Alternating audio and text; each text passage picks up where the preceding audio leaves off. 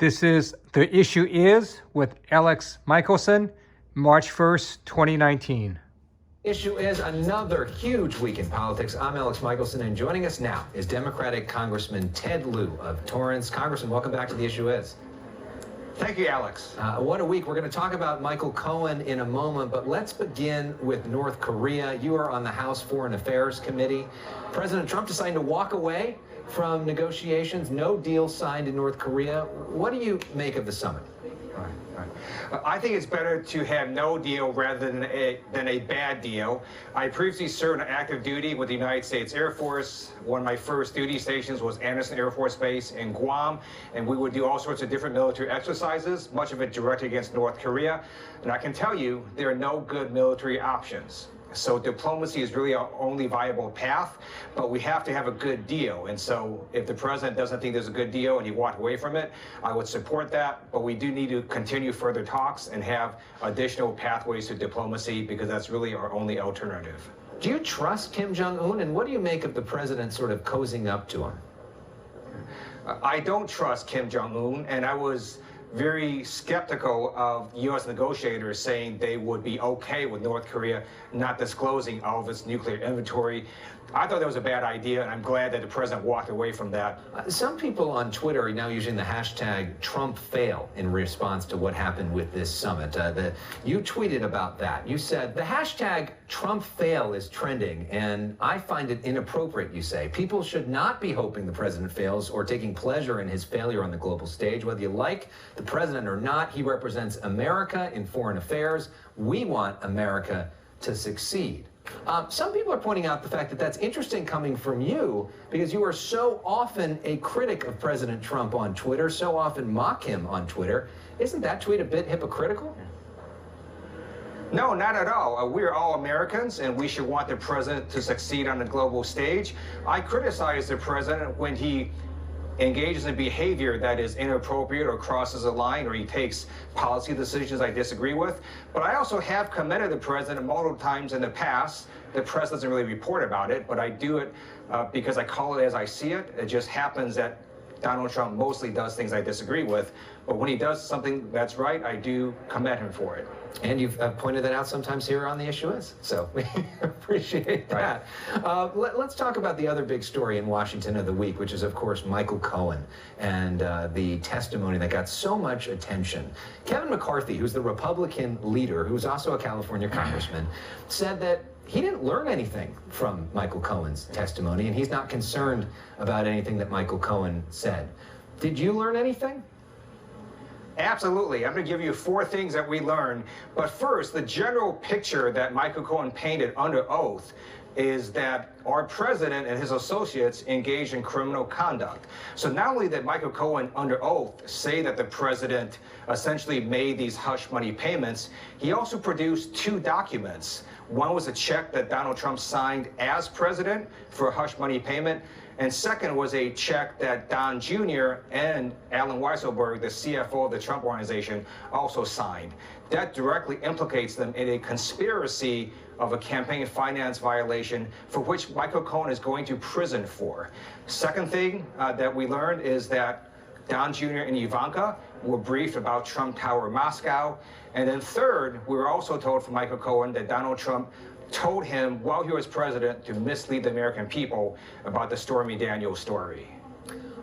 Do you think that Donald Trump Jr. and Ivanka Trump should testify before Congress, and would you consider subpoenaing them yourself?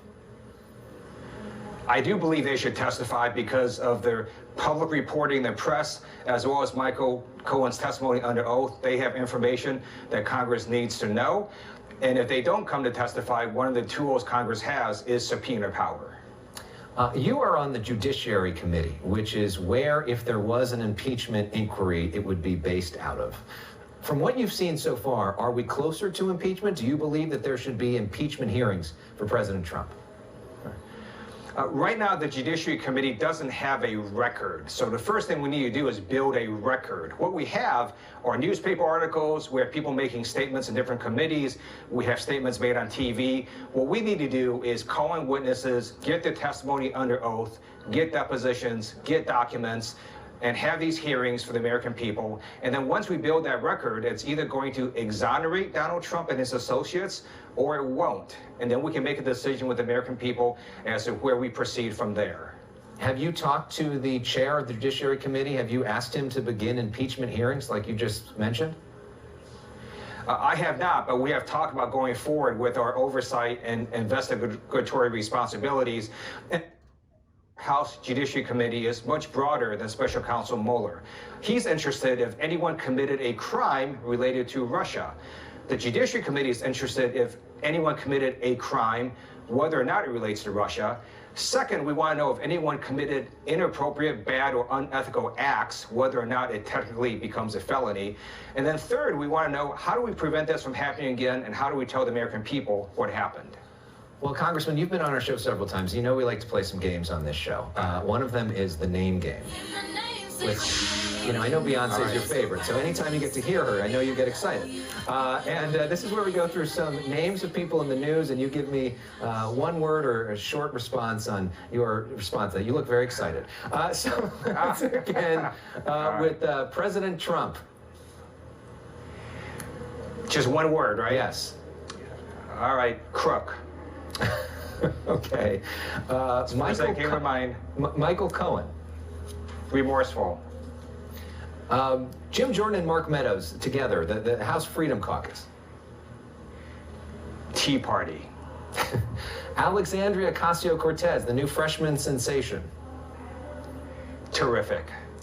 And Senator Kamala Harris. Amazing.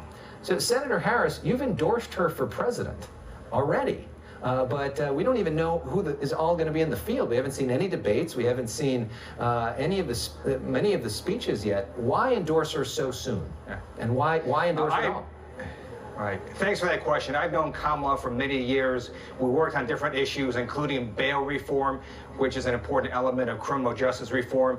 She is tough. She is progressive. She is brilliant. She can unify people, and she's the person we need to lead us in 2020. So even if Biden enters the race, you're still with Senator Harris? I am. Joe Biden is great. Many of the other candidates are great, but I believe Kamala Harris would be the best nominee for the Democrats. Well, it's going to be an interesting campaign. And the other thing that I think makes you interesting especially is your love of Pat Benatar. So we love to play music on this show. So we're going to end our segment with you with a little Invincible, which I know is your favorite song.